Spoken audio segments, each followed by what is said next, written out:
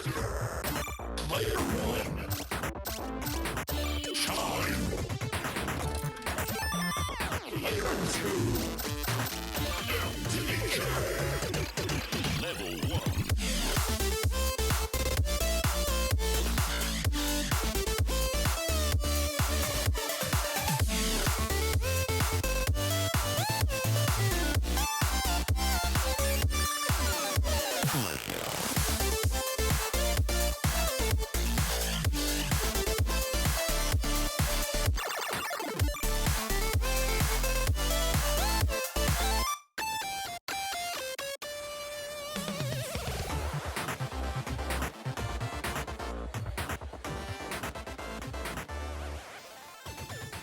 Hey everyone, how's it going? Dark Shigong here, gaming on the dark side, GOTDS, and today we got a video for Clash of Beasts.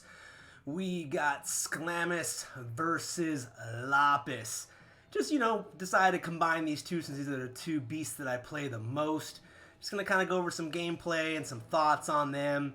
Definitely cover the elephant in the room when it comes to my boy Lopus over here. Now, real quickly before we get started, this video was made in collaboration with the Clash of Beasts content creation program. So, just want to make sure that I got that out there for you guys. Now, make sure you're paying attention because this video, I definitely got to do some giveaways. And I'll have one coming up pretty soon. Make sure you're watching closely to get those codes. Alright, let's begin. So, let's do a quick overview on Lopus here. If you don't have Lopus, hey, too bad you're not going to be able to get him. Maybe you have to wait until next Easter. But if you do got him, well, hey, here's some stuff about him. Now, Lopus, he's got himself 3 different kind of eggs that he brings to the fight. A red, a blue, and a green. Now, depending on which egg you're holding in your little claws, you're going to get different kinds of power-ups. Also, if you eat those particular eggs, they give you different kinds of power-ups as well. So, for example, like the green one will regenerate your health when you eat it. So it's pretty useful, especially in these longer maps. You definitely want an ability to regenerate your health. Now, myself personally, depending on how weak the base is, I don't really toss my eggs very often. Typically, I will cycle back and forth between trying to get my green egg always up so I can replenish my health.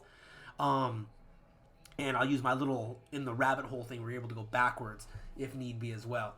So those are kind of like the big things I do with Lopus. So see, I kind of pop up backwards, and I'm able to sit there and give myself a little bit of breathing room. Now the one thing is, guys, you got to keep in mind, when he pops out backwards, at first, for a couple split seconds, they will be able to still hit you. But as you go further back, the bases can't hit you as much, and you're able to reinitiate your attack. So Lopus is pretty interesting. I like him. Now we got Sklamis here. He's definitely be that swiper, right? Where the other guy was all tapping the screen. This one you're swiping.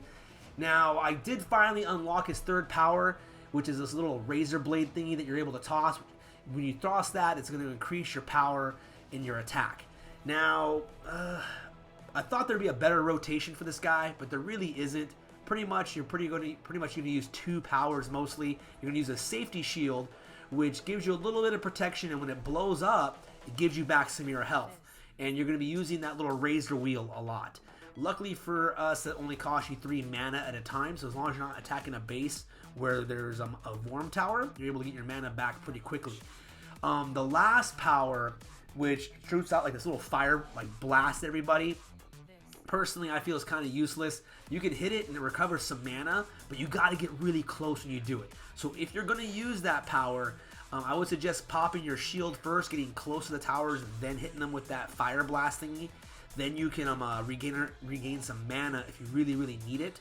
But if you're managing your mana pretty well, pop your shield, toss out your little razor blade, destroy all the towers in their little chunk, you're pretty good to go for the most part. He is pretty squishy, so watch out. Don't let him get hit too much. Alright, guys, that's something you want to keep in mind. Alright, so we're back in Lopus again. Like I said, he's a rogue, so therefore he's a tapper, right? You can tap that screen hecka fast as you go. You will use, when you're tapping the screen, the more you tap it, the harder it is to get your attacks to keep on going at the same level, because you can see that little tiny yellow bar on the bottom. If you want to keep that one kind of regenerate a little quicker, keep your little blue egg in your little hand. That makes that happen a little bit faster. Like I said, guys, you can toss the eggs if you want to, which is pretty cool. You could eat the eggs. he's not bad. I like him because he can stay alive. He has a lot of survivability in the sense that if you really cycle back on that going backwards and eating the green egg, cycle backwards, eat the green egg, you can keep yourself alive for a long time within a certain kind of fight. Now, this guy also, if you run into a lot of Gaia towers, it's going to kind of suck because obviously you can't regain his mana. You can get some back from eating one of your little eggs, but like I said, when it's stopping you from any mana regain, I think it even affects your powers. So keep that in mind. The same thing kind of happens here with Sklamis when he runs into Worm Towers, trying to get those that mana back is thing. So for him, you want to keep as much mana as possible. So you'll see here for the most part, I just pretty much use two main powers. Like I said, that shield and the Razor Blade. That's pretty much his gameplay. And, it's the same maps no matter what you're going up and down. Different towers and all that stuff. But, hey, power yourself up. Hit with that little Razor Blade, increasing your attack power, and then drop the towers. You're good to go. So, the big thing I would recommend, though, is avoiding lands with a lot of Worm Towers. Because if you can't regain his mana, this guy's going down fast. All right, once you can't regain it, you're kind of SOL. You're just relying on your basic attacks, which I think happens here. And I think I get dropped for it, if I remember correctly. So he comes out, and yep, he got spanked. Because I couldn't regain the mana, I couldn't put my shield back up, and that messed it up. So I had to bring out this little bird dude to finish it off for me. So, overall, guys, I really like Lopus, and Sklamis isn't bad either. But with both of them, you're going to want to avoid their respective towers. So don't try to attack lands with a lot of Gaia towers if you got Lopus. And don't try to attack a lot of lands with a lot of Worm towers if you're going with Sklamis. This just goes in to that case in point, guys, that you want to have a good roster of beasts depending on which castles you're attacking, or I should say not castles, but lands, garrisons, whatever, castles you're attacking. You want to make sure that you've got a beast that can tackle it. Now, of course, if you're way overpowered for the level, it's not going to matter. But the one thing I can say about this is as you're leveling up your castle level, the guys you go against also go that way. It's not like you can really pick on much smaller opponents for the most part. So you pretty much be picking on people the same power as you, if not slightly harder. So, it kind of keeps it even keel there. And that's always a nice thing. All right, guys. So that's my, between the two of them, they both are interesting in their gameplay. However, not interesting enough for me to want to grind on them 24/7 every single day. It just gets old after a while, hitting the same little button and playing basically the same map. Now, there is definitely the elephant in the room when it comes to Lopus that I got to address, though. If you were like me and you invested in Lopus and you really want to level them up, right, you have this mythic here, you went to town on it. The only thing is, though, you might have noticed in the last couple weeks that your experience actually went negative. Now, the higher up in level you are, the bigger this negative is going to be. And that just was like, what the hell? Where did this negative XP come from? A lot of people were asking about it. I had no idea at first, so I asked about it as well. And then if you paid attention to the dev notes in the game update, they explained where this negative number came from. So let's go ahead and read their explanation. All right, so a game update that came out not too long ago, at least the explanation of it, because the negative XP happened stealth edit, right? They just kind of came out. No one told us anything. It wasn't until we started complaining they all of a sudden decided to say this. We made a correction of Lopus's XP requirements as they were balanced to be a legendary beast instead of a mythic. This correction did have the unfortunate impact that some players will see negative XP for their Lopus, but this is intended as they are catching back up to the correct XP requirement for the level. So basically what happened is the XP requirements for beasts as they go up in tier level is higher, right? So it takes way more XP to go from one level to the next for, let's say, a tier 6 beast than it would for a tier 3 beast. And the same thing happens for legendaries and mythics. Mythics are the highest tier beast you can have, per se, so they take way more per level to level up. Now, what had happened is, I guess, Lopus, when he first came out and was released for us, his XP requirements were equal to what a legendary beast would be. So we were able to level him up, quote unquote, quicker or more quickly because it cost less XP to do so. So we were able to get him to a higher level much faster. The only thing is, with this reset per se, Now we have to catch up.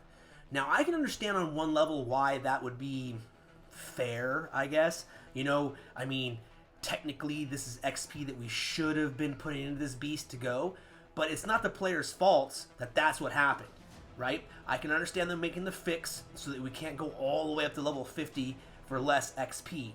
However, my personal feelings are that since this was not a player-driven mistake, right? It wasn't an exploit. It wasn't something that players did on purpose. This was a mistake on the developer's aspect of it. That, you know, the players shouldn't get punished for it. You got all the way up there. It is what it is. Just, all right, no longer from this point forward are we going to let it be a legendary level. It should be mythic level. That's fine. Make the next level up cost more, cost a normal amount, whatever. That would have been totally okay. The fact that they're kind of retroacting this thing in the back, right? And all that stuff, and retconning how much it costs to level up this beast, well, I don't know. Personally, it just felt like a kick in the nuts to me.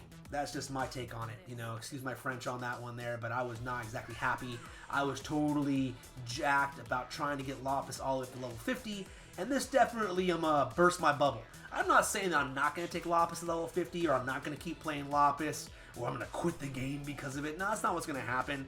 But it definitely slowed down my my drive, and it took some wind out of my sails for sure when it came to this particular beast. And the fact, I mean, because I said it cost me actual money to get him completely unlocked, right? I had, you know, actual gems. Those cost actual money. He's a seasonal thing, like, you know, he only comes out in that one little festival beast and all that kind of stuff. We're not going to see him again, maybe ever, or at least at the very least not until next year. And my whole thing is that, you know, with that being said, you better get it right. Don't mess up. Don't make a mistake like this. In the grand scheme of things, it's not the biggest mistake in the world, but it's still a mistake that made me not happy. I don't like it when something that I think costs a certain amount all of a sudden doesn't cost a certain amount and it costs more. And you can't say, hey, you know what, I want a refund. Or, you know what, I'm going to take all that XP that I put into this beast. I'd rather take it back and put it into a different beast that is scaled correctly and I know what I'm getting for my investment. Especially since experience points are something that are very difficult to come across in the game unless you're going to either grind a ton, right? And all that, doing the same battles over and over and over again, or you're going to save a bunch of XP potions. But either way, it's an investment, especially when you have things like Forge Fiesta coming up, or it's going on now actually, where you need the XP for that. Alright guys, so that's my thoughts on that Lopus elephant in the room. Tell me your guys' thoughts below on that. I would love to hear what you guys think about it. Some of you guys maybe didn't go to Lopus, so it doesn't affect you in any way. But how would you feel if your beast of choice that you're really investing time and energy into all of a sudden required an extra 2 or 3 million just to catch up before you can start grabbing XP to move towards the next level? So, I mean, just out of nowhere, and then until people complain about it, then they finally admit to it, oh, this is what happened. Maybe they're just hoping that maybe not enough people had Lopus and they would have noticed. My thing is, has this happened before and they didn't tell us? And is it going to happen again? Most likely. So just keep that in mind, guys. Alright, that's going to be the video for today. I hope you guys were paying attention throughout the video. I did have little codes popping up. So if you got them, remember they're first come, first serve.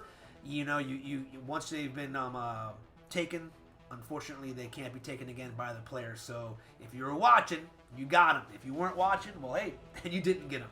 Alright, guys, I will be catching you later on in another video. Just definitely be checking in. I'll be looking at some other stuff. Got some new games coming out, so that's going to be taking us some time too.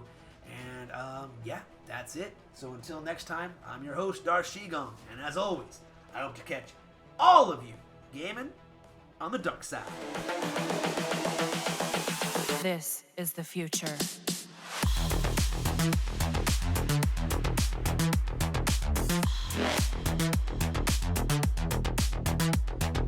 Evolution.